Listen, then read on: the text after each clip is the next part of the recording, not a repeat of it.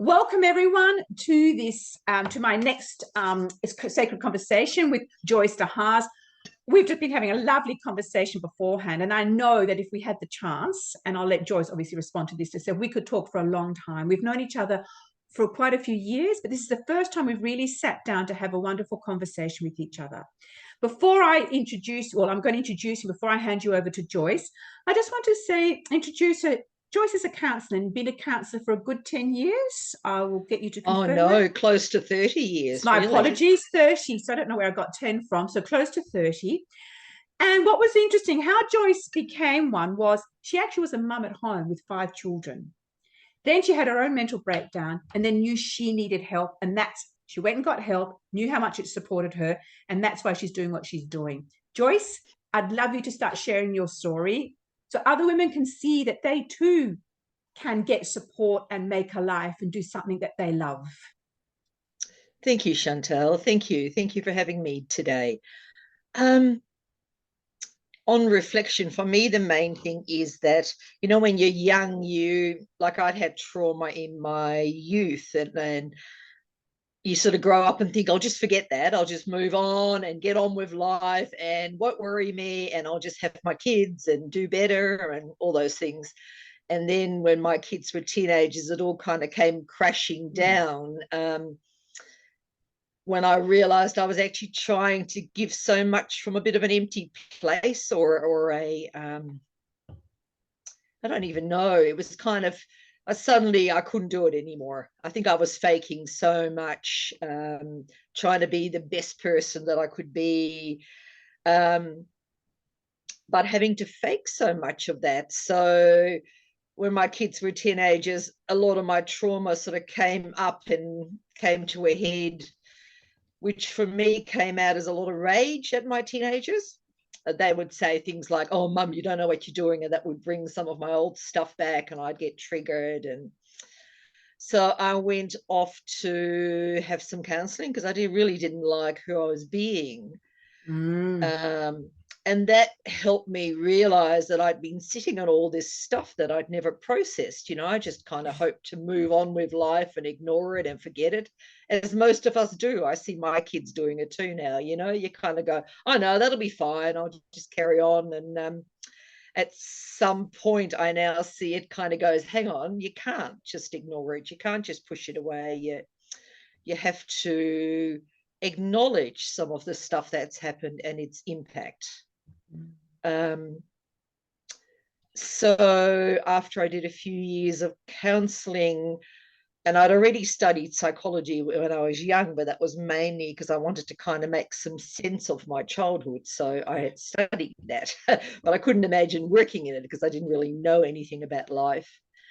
So I actually went back and studied counseling, and I find that's what I'm doing with most of my clients now, is kind of going, look, do you notice you're reacting this way because, this is what your childhood was like. It's no wonder that you've responded that way because that's how you learn to cope. You are now an adult. You've got some choices as to how you cope, which I didn't realize either earlier. So it's been just such a beautiful journey, and I've learned, lots of ways and lots of different ways of helping people. But I think that's basically it. I do a lot of family of origin and inner child work with people, because for me, the most powerful thing was learning to love my younger self, my inner child. And when I started to learn to love that little girl that had had such a hard time, oh, that was such a major shift for me. So I do a lot of that with my clients. I love that kind of work. Oh, and I so hear. So thank you, Joyce, for sharing that. And I agree with you. And I think, as you said, I'd like to perhaps explore a little bit more with you.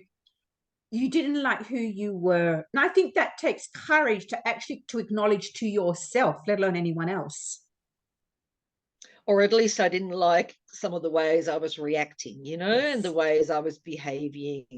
And it was like, because I was always going to be this wonderful mum, much better than mine, blah, blah, blah, and then suddenly I was this horrible person.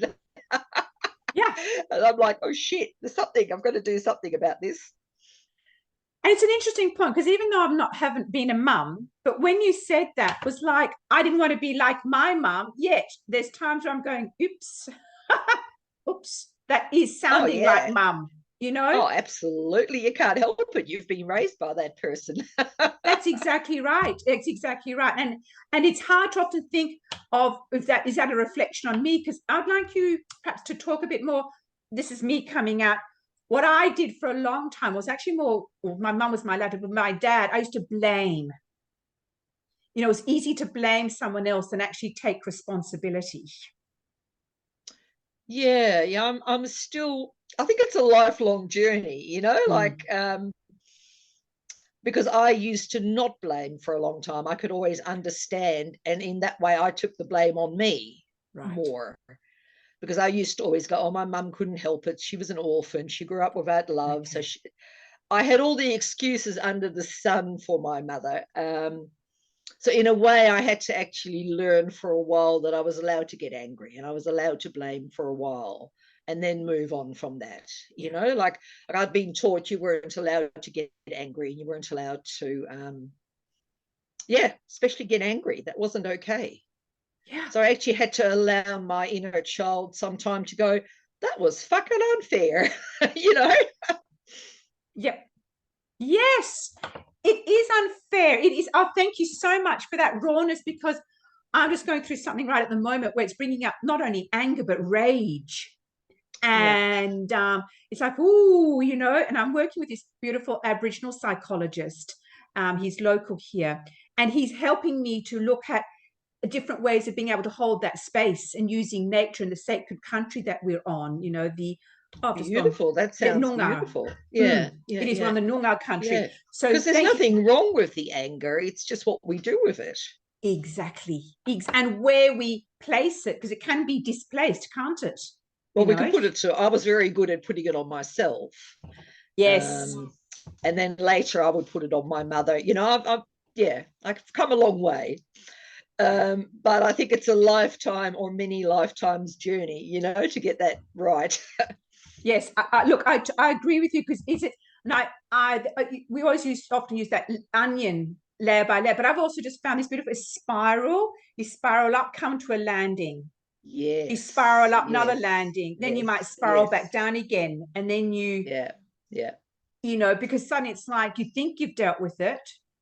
And like at the moment, I'm like, hang on, where did this come from? Oh, you know?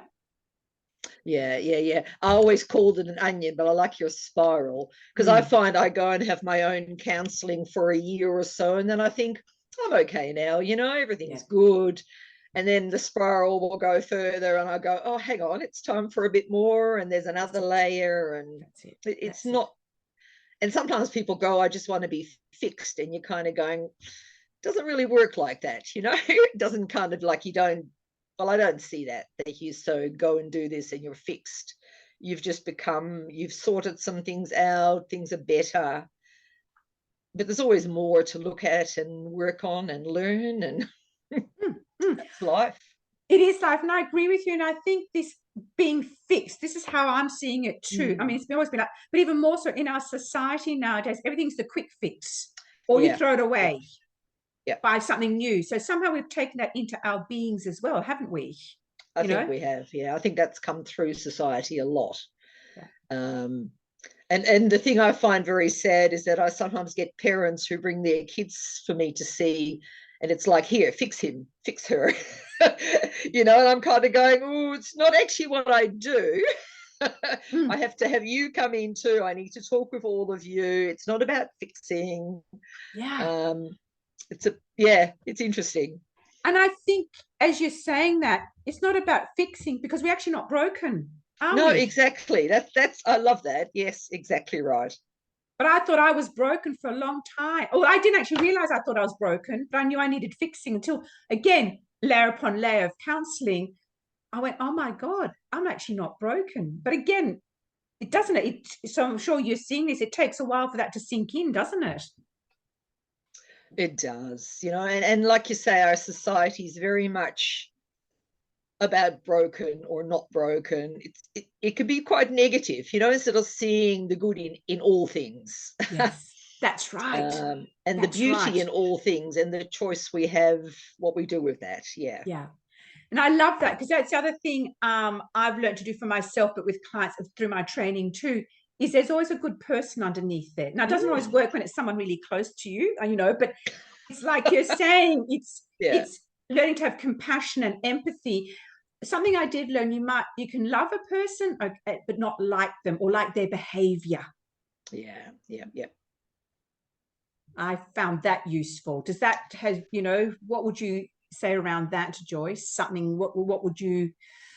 It's something that you learn when they teach you parenting. It's interesting. I had never thought about that, but with parenting, they teach you, like, it's not the child you don't love, but you don't love what they're doing, or if they're hitting, or if they're breaking things, you don't like that.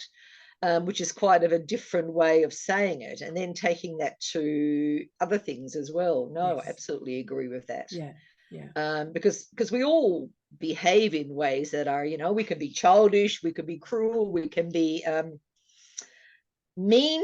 We can all do things, but it doesn't mean we're bad people. We're just behaving in ways we could learn to do it much more positively. So I agree. And I think for me, and again, I'd like, if you feel comfortable exploring this, for me, it was a lot about shame, because shame meant I was bad. So I couldn't differentiate between what you're talking about, because I made it about me. I personalized it because of my childhood, I think that plays a role, is overcoming that deep-seated shame. And shame played a big part in my growing up too. So I still notice I can go to times of shame and places of shame, but I'm much more aware of it. And I've been doing a lot of research on shame, actually, because I do a lot of work, especially with men that come and see me. Because I used to see mainly women, but I'm having a lot of men come these days. And shame is such a in a way, women are more able to face it. I don't quite know, but men seem to struggle with having to be a certain way, and shame gets in the way, and then it comes out as aggression, anger, abusive behavior. I'm starting to see, where shame can take you. That's really interesting, because I've just had an amazing thought, because my father was, for me, he unfortunately used alcohol to cover his things. So two things there. I had to learn to separate him from the bottle. So that was the big one. But two, you've just given me an insight. He's died 24 years ago, but I'm also wondering what was under that. I knew he was covering up something, but I never got to talk to him because I was too scared of him. And you would think he would have been very deeply held in shame. I used to work in an alcohol and drug agency, and one of the things that hit me the most was they always said that people with alcohol and drug addiction issues are generally incredibly sensitive, they have high values, and they're very hard on themselves. And it was just like, oh my gosh, there's these beautiful people, when really there was, I grew up with this idea that if you were alcoholic, you were weak, that kind of messaging. And not only were you, sorry, go on. No, I was just thinking that at this drug and alcohol agency, when they were saying that, it was like, oh my gosh, it's so true. These people, it comes mainly from having high values, and because you have such high values, you can't live up to them. So then you're more in shame than someone that doesn't have them. That's that cycle, isn't it? That's that cycle, self-perpetuating cycle. Now, you were just saying something about, I've gone blank. Anyhow, keep talking about alcohol.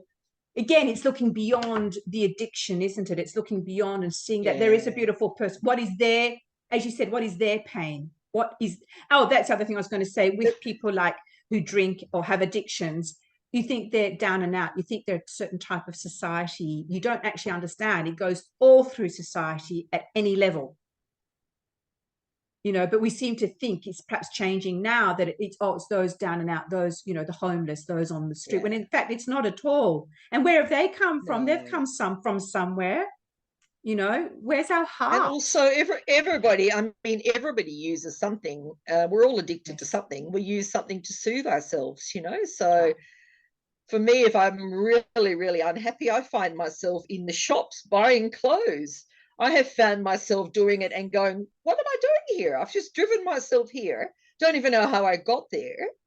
And I realized that that's my self-soothing. I go and buy an outfit or a dress Yes. or some jewelry, and I thought that's interesting because I thought I had a lot of self-control, but then occasionally I just suddenly end up in a clothing shop going, oh my God.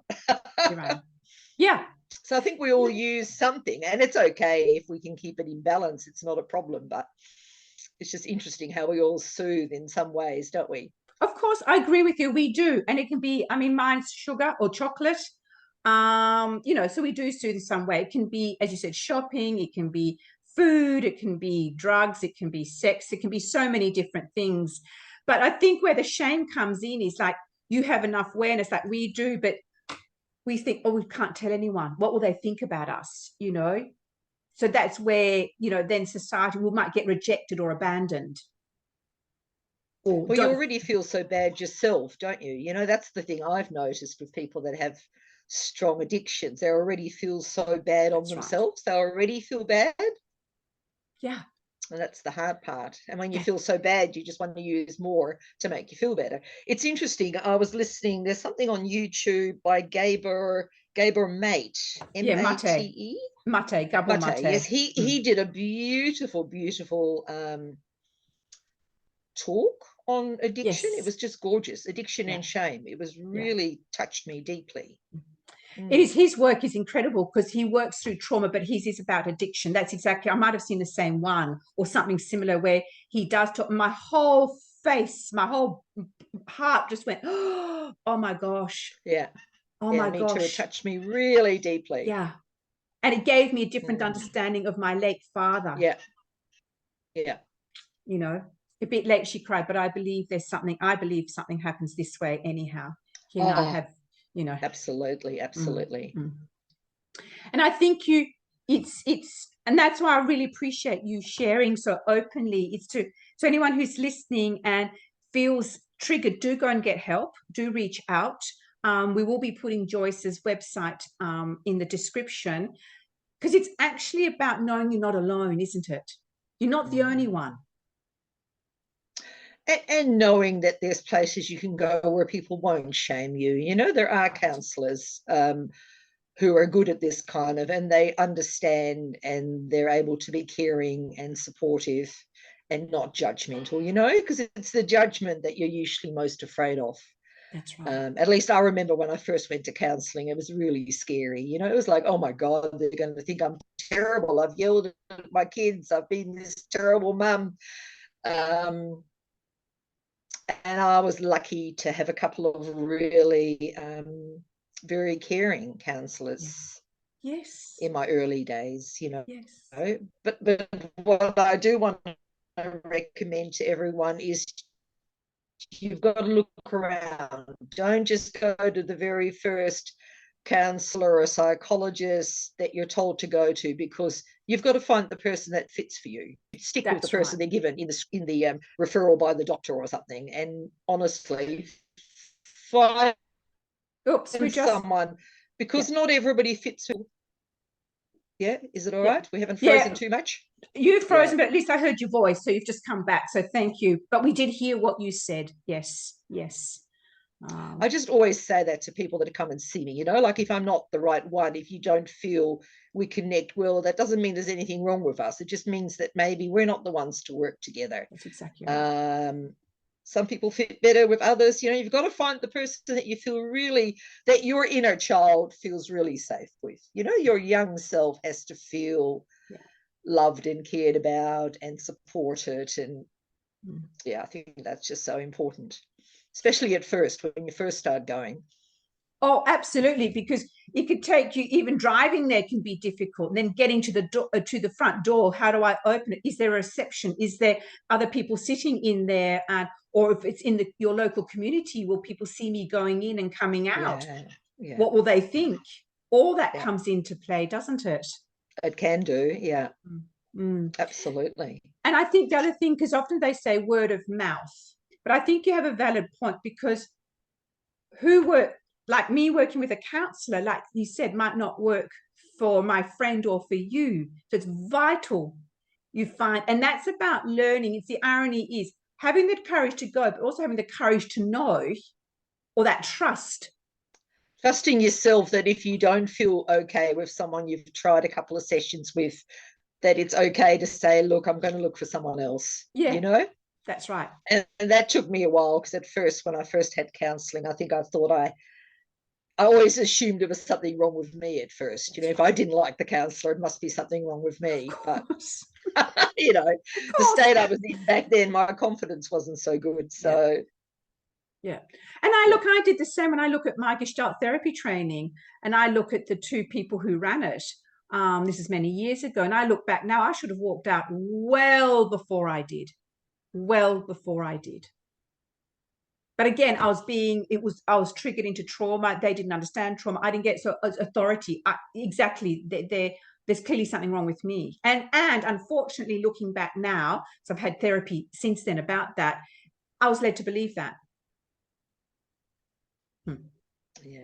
And if you're anything like me, I was trained to be the good girl as a child, you know, so I don't cause ripples, don't speak up, just be good. Exactly right. So Exactly taken a few right. years to get past that. It doesn't. I don't know about you, because I agree with you. It takes years, but every now and again it can still come out, you know. But you catch yourself perhaps that bit quicker. You go, "Oops, what am I doing here?" Okay. So, do you have strategies? This brings us actually quite a good segue. Do you have strategies for yourself and, of course, for your clients on how to support yourself through that if you can feel that coming? You know. Yeah. Like I say, I do a lot of inner child work. So what I've learned is that I can actually communicate to my younger self, and you can do it Yes. writing and drawing and things. So if I feel myself triggered by something strongly, and sometimes I don't catch it, but when I catch it, you know, and with practice, you catch it earlier. Yes. Then I can go back and go, oh, what is it? And then often I go, shit, that reminds me of when I was 10, when this happened. Yeah, it can kind of, and then I can kind of soothe myself. I mean, I Yes. have lots of other things. I love, you know, I'll go bush, I go dancing. Over the years, I've discovered the things that help me when I need it, Yes. you know. For Exactly. me, movement and dance, but I think that has to do with trauma that's often left in your body. And I've discovered that yoga and movement and dance has helped release trauma from my That's it. body. That's it. I definitely, because I was very frozen as a child, I've discovered I kind of froze to survive. So I've had to learn how to move and let it out physically. But that's, you know, and that's been through the help of counselors too, Yeah. of kind of learning and then following some physical things, you know, Yeah. doing some other kind of therapy. Not everyone will go for that, but I enjoy, and it does me good to do physical things. Mm. And I think the other thing, what you're saying is, and this is what I love, why I've always loved talking with you, is that this is what's right for you. You might share that with a client, but it's also saying, hey, well, what works for you? Because Yeah, if they don't want to do movement and dance, well, it's not going to happen, is it? exactly. You know, for some people, they go, oh my God, no way. And Mm. you're either not quite there yet, or maybe that won't be for you, but you might want to bushwalk. You know, you might Yes. want to walk with your feet in the water at the beach. Yes. Um, and for some people, it's prayer, it's whatever works, That's right. really. So That's right. I do a lot of that, exploring with people as to what resonates for them. You know, Yeah. like I like writing, so I talk to people about journaling. But for some people, that's nothing that works for them. Journaling is just so, oh my God, no. Mm. Because it's nice to get some of the things out sometimes. Sometimes art works that way, but some people don't like art. You know, like you've got to find um, what helps you. If it's talking that helps you, yeah, whatever works. That's it. I agree. And I think what I've found too, it's often someone's actually already doing it. They just hadn't thought of perhaps, I love going into Yeah. nature, or I love being the beach, or and I didn't realize, somehow you just didn't think you could do that. You didn't really think it is as self-soothing That's right. or healing or good for you, or you know, you kind of go, oh yeah, I've already done that, I've used that, Yeah. but I didn't realize. Yeah, Mm, mm, mm. because we So all have things we do. Absolutely, we do, but we just, because we're not taught how to see it, that's that. And also we often think, oh God, I don't want to bring something else into my day. It's already way too busy. So that's why, from what I'm hearing you say, is that let's find what are you already doing as well, and then you can build on it. Yeah, absolutely. So there's different ways. Because having said that, I'm going to be very I'm learning. I've always journaled like you for many, many years, and I'm actually using art for the first time ever. So today I just did this. I've been playing, so I'm just being proud to show beautiful. I'm playing with different mediums. And do I have the courage to share it with people? But I'm finding art now. If you'd said to me a few years ago you'd be doing art, I'd be going, no way. Yeah. Yet here I am, and actually able to share it on video, even though it's your session, I know that, but I just needed to. But the other thing is too, you don't even have to share it, because it's the art, it's the act of doing it that lets you work with your emotions. Exactly right. Yeah. Exactly right. And it's also, like you said, work with your emotions, letting go of perfection. So no matter what you're doing, whether it be dancing or whatever, it's also, isn't it about letting go of perfection, not having to do it right? Absolutely. And that I was hoping to have a segue into explaining the name of my business, which is, please do. It's Run Free. Because when I first started my journey, counseling journey, I saw an art therapist, and she got me to do some artwork around what my life was like and what I wanted in my life and what I had felt like when I was young. And it was interesting. I had this picture of a horse. I did a meditation or a visualization. There was this horse that was corralled. So it was fenced in, and it was chomping at the bit and stomping back and forth and wanting to get out. And it felt really trapped. So in my art therapy, I allowed the horse to run free. And that became the name of my business. So I have my logo, I've got a horse that runs free. Oh my gosh. And that's what a beautiful way also we're coming sort of to the end. Thank you. Now I understand more. I love that. It just means, because my childhood was very limited, it was very much about that's wrong and that's bad and you shouldn't do that and that's not good enough. So for me, the being free was from all those limiting voices that I had in my head and carried on and told myself. So when I look at my horse, it's like, no, the horse is allowed to follow what it's in its own heart and run where it wants to go, Oh, I love that. What a beautiful way to end. Certainly for those of you who are watching, will be watching, I love that. Follow its own heart, follow your own heart.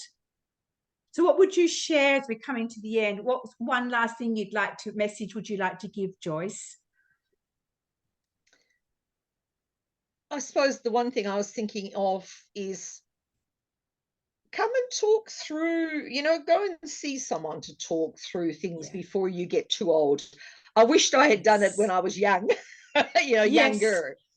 And when I get young parents coming to see me or people that are about to have children, I'm so proud of them, because it's like, like the earlier, I mean, it doesn't matter when you start, but I just feel like you're just changing your whole world. You're changing things for your children. You're changing so much if you start early. So I agree. That would be a recommendation. Not that you could always help it. Of course, you aren't always ready for it, but I love that, because I look back now. I mean, I did start quite young, but at the same time, I realized the older I got, if I hadn't dealt with it, there'd be more stuff to deal with. At least when you're younger, it's not perhaps quite as much. I mean, that might be a bit glib to say that, but I agree with you.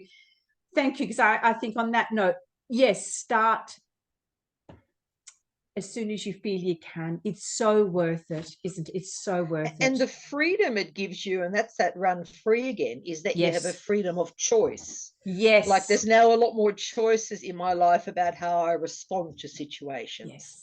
While before there was no choice, it was just instant reaction, or it felt like very little choice, and I think that's that freedom again too, of the running free. You have a choice. Do I want to be angry? Do I want to respond this way? No, I can ground first and then choose how I respond.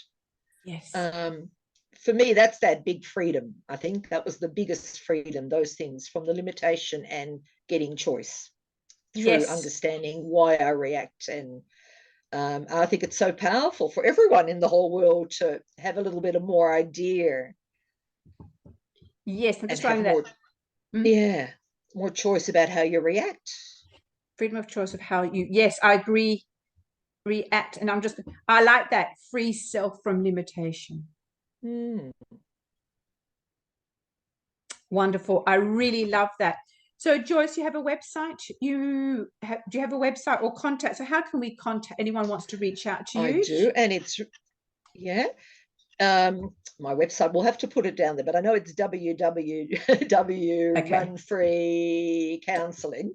Okay. It's got more than that to it, but if you Google Run Free Counselling, and I'm in Mundaring, I work from the Perth Hills, so Perth Hills, that's WA. Well, what I'll be doing anyhow, I'm going to put the link. I'll ask you to send me the link. So anyone who is interested, either Google it, but the link will be in the description anyhow. So thank you, Joyce. Thank you for your time, your gift, and this most beautiful conversation. I just feel so blessed that you were able to share who you are and why you do what you do, to give others hope that they can too run free. Thank you. Thank you so much. And I always appreciate, I don't realize it enough until I say it like this, like it becomes, it's go, yeah, yes, that's what running underneath for me. And I don't always conceptualize it that way. So it's good to have a chance to talk about it. Thank you. Thank you, my beautiful friend. Thank you so very much. Thank you.